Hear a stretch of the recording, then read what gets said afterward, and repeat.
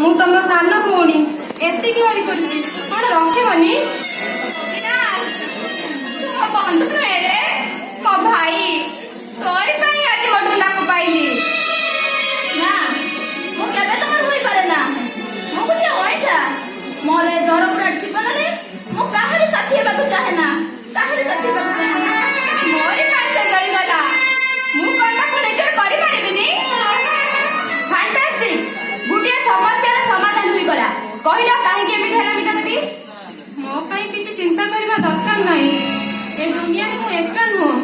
ମୋର କିଛି ସାହାରା ଦରକାର ନାହିଁ। ମୋ ପୁଅ ମନ ଅଛି, ତାରି ମୁହଁକୁ ଯାଇ ମୁଁ ଜୀବନ କାଟିଦେବି। ନା ମିତା, ନା।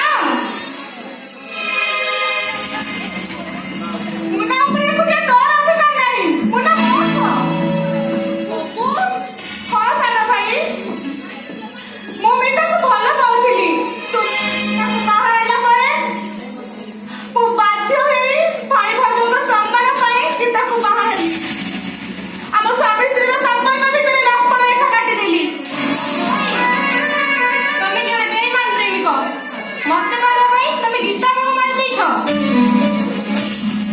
ନାଇଁ ରେ ମା, ଗୀତା ମରିଯିବା ଠିକ ହେଇଛି। ଯୋଉ ଝିଅ ଶାଶୁ ଘରକୁ ନିଜର କରିପାରିଲାନି ସେ ବଞ୍ଚିବ କାହିଁକି? ମୁଁ କହୁଛି ତୁ ବିପ୍ଳବରେ ସିନ୍ଦୁର ପିନ୍ଧି ପପୁର ସ୍ତ୍ରୀ ହବୁ। ନା, ମୋ ଭାଉଜ